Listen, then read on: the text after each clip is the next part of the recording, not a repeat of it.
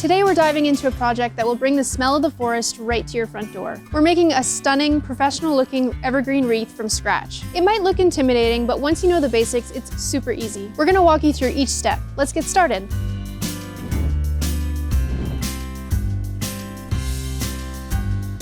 The key to a spectacular wreath is a variety of colors and textures. For this project, I've chosen a mix of foliage that will give us beautiful structure, full volume, and that classic holiday fragrance. For the base, we'll be using cedar, which is soft and flexible. It's perfect for creating a lush, flowing shape. To add structure and definition, we're bringing in fir and hemlock. With its sturdy and fluffy needles and deep green color, it instantly makes the wreath feel fuller and more traditional. This combination, cedar, fir, hemlock, and pine, creates a wreath that not only looks beautiful, but smells absolutely incredible.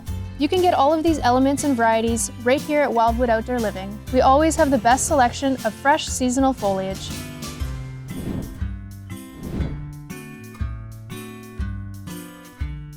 Now, regarding materials, you only need a few things other than your greens. First, the ready-to-use wire wreath form. This provides a very robust and perfectly shaped base. Second, the floral wire. This is our main workhorse. It's strong but flexible. As for tools, you need pruners for the greens and wire cutters to manipulate the wire. And an important safety tip, it is highly recommended to wear gloves if you're working with any sharp branches or wire edges. Additionally, for that rustic touch, we will be using burlap for a bow. You can add string lights and dried orange slices for a final decoration. To add rich winter woodland warmth, you can forage for extras like dry ferns, seed pods, and pine cones. You can also use the prune bits of plants in your garden that benefit from a fall pruning for a more full and lush look. Please ensure it's done sustainably with the least amount of impact. Only take small amounts from areas where it won't be missed.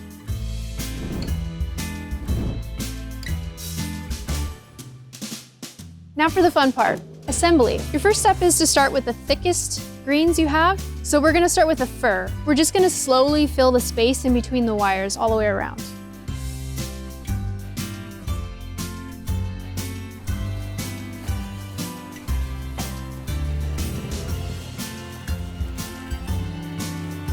Make sure you have the branches always going in the same direction. So we're just gonna continue tucking them in. You don't need any wire quite yet. Trimming off small pieces as we go. Now that we have a little bit of a base, we can take some wire. It doesn't matter the length so much, as long as it fits around. And we place them evenly around the circle. And from there, we just continue filling with greens. We're gonna continue moving around our green circle in the same direction with cedar and fir.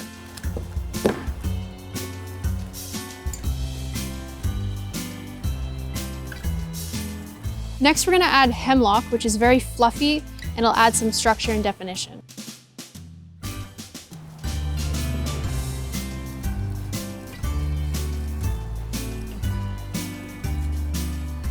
Now we're going in with the cedar to make it more feathery.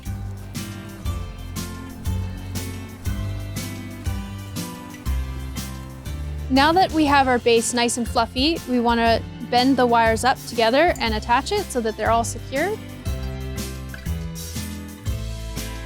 Once they're twisted together at the front, you can twist them back behind the wreath. Now that we have everything secured with wire, we can continue filling and covering up the wire pieces that we just put in. I'm going in with more cedar because I really like the feathery, shaggy look to a wreath. Next, we continue overlapping and shaping. This prevents the wreath from looking flat and ensures the center hole stays open.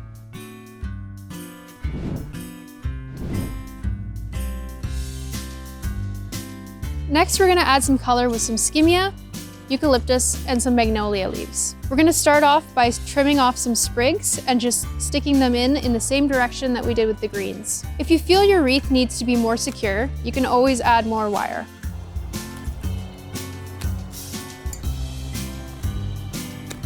One helpful trick with your sprigs is to leave enough stem to be able to stick it through.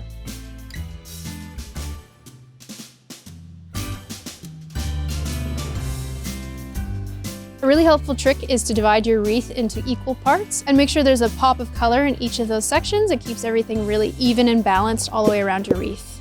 I'm choosing to do 6 sections.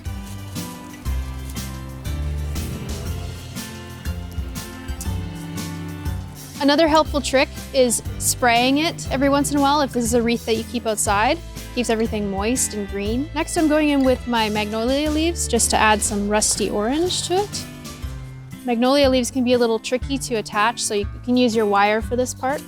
Make sure if you do add some wire that you kind of tuck it underneath some of the leaves you've already done so it's hidden. Now that we're done with the color, we can add some of our forage stuff. This will add more color and texture to your wreath. I like to use dry grass because it makes it look really feathery and also gives it a really nice contrast. If you want to add pine cones to your wreath, you can easily secure them with wire.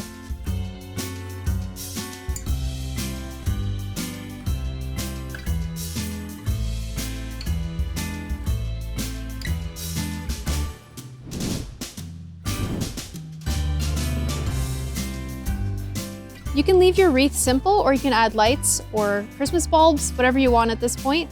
I'm choosing to use lights. I'm gonna secure my battery pack to the back of the frame and then just wrap my lights around. I'm gonna add a bow to my wreath, but I chose to do it in burlap just to have a more natural feel. So I made my own burlap bow just out of a piece of burlap. You just cut a strip out of it, tie a bow, perfect. And there you have it, a stunning custom woodland wreath for your very own. If you found this guide helpful, please like and subscribe to our channel. We'd love to see what you created, so share your photos in the comments below. See you next time.